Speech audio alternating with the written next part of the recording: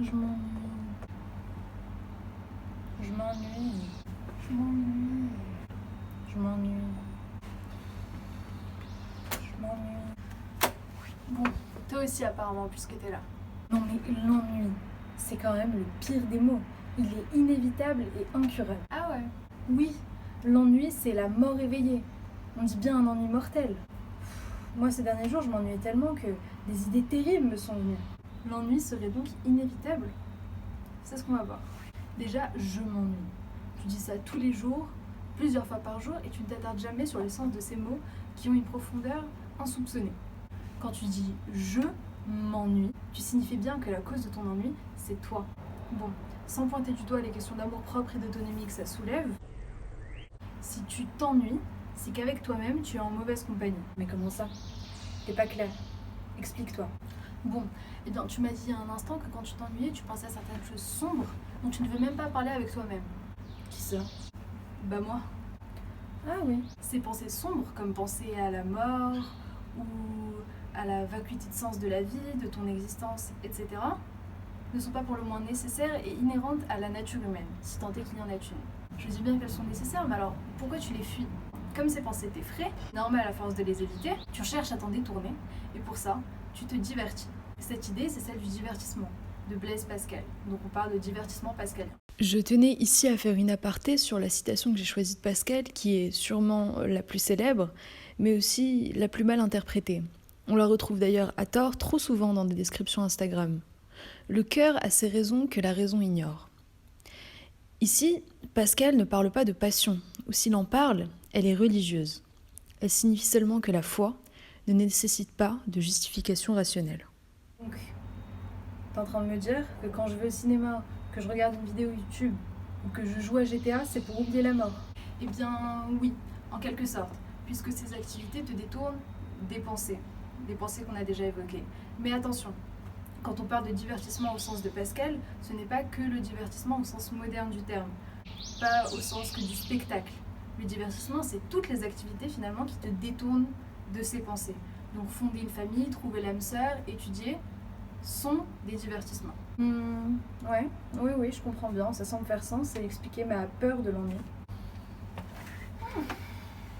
Bon, je n'ai plus peur, c'est bien joli, mais ça résout pas mon problème. Je m'ennuie quand même. Bon. D'accord. Tu as dit tout à l'heure que l'ennui était inévitable. Et c'est vrai, on ne peut pas éviter l'ennui dans l'absolu. Mais on peut s'en extraire, au moins momentanément. Et pour ça, on peut adopter deux attitudes par exemple. La première, c'est celle qui est développée par Cyrus Nord dans sa vidéo « Comment ne jamais s'ennuyer ». Elle est brillante et elle explique très bien brièvement en quoi la pleine conscience, c'est-à-dire ressentir absolument toutes les sensations, permet de nous extraire de l'ennui.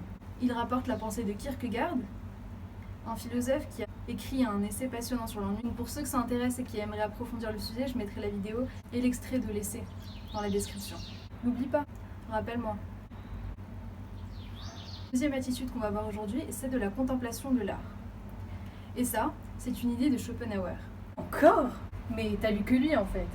Bon, ça peut donner cette impression, mais non. C'est juste que j'aborde des termes pour lesquels il a toujours une approche unique et intéressante à exposer. Ouais, ça se défend. Eh bien, pour Schopenhauer, l'homme oscille comme un pendule, de droite à gauche, de la souffrance à l'ennui. C'est pas la joie. Et pourquoi ça? Mais attends, j'y viens, c'est fou comme tu veux toujours accaparer la parole. Donc, si Schopenhauer pense ça, c'est parce que pour lui, l'homme est un être de désir. Pour expliquer un peu cette citation bien connue, je vais prendre l'exemple de Don Juan. Don Juan, dès qu'il rencontre une femme et qu'il veut la séduire, il se consume de désir, donc il souffre. Il souffre jusqu'à la conquérir, jusqu'à la séduire, et une fois l'objet de son désir est satisfait, il s'en détourne immédiatement, comme pour la pauvre Elvire. Le désir s'éteint et donc il s'ennuie. Donc l'homme, parce qu'il est un être de désir, semble condamné à souffrir et à s'ennuyer. Et pourtant, il peut s'extraire de ce cercle vicieux à travers l'art. Pourquoi l'art? Eh bien, parce que l'art, par nature, est proprement inutile. Quand je dis que l'art est inutile, c'est parce qu'il ne satisfait donc aucun désir et il ne tarit aucune souffrance. À travers son inutilité, quand je parle d'utilité, c'est au sens primaire du terme, il est nécessaire puisqu'il extrait l'homme de ce cercle de désir. Ainsi, il lui permet de s'élever et de contempler le sublime. Pour Schopenhauer, la musique est un art suprême, puisqu'il retranscrit directement l'expression de la volonté. La volonté, c'est un concept qu'on a vu dans la vidéo sur les libertés, par exemple. Bah bien l'autoréférencement, comme s'il n'y avait pas déjà assez de toi sur cette chaîne. Bon, en attendant, merci quand même. Bon, je continuerai à m'ennuyer, mais au moins j'en aurai plus peur. T'as parlé de musique tout à l'heure, c'est ça?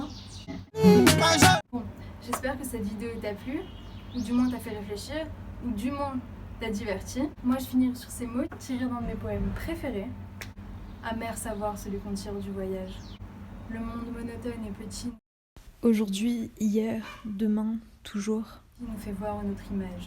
Une oasis d'horreur dans un désert d'ennui. En attendant, prends soin de toi et bouffe la culture.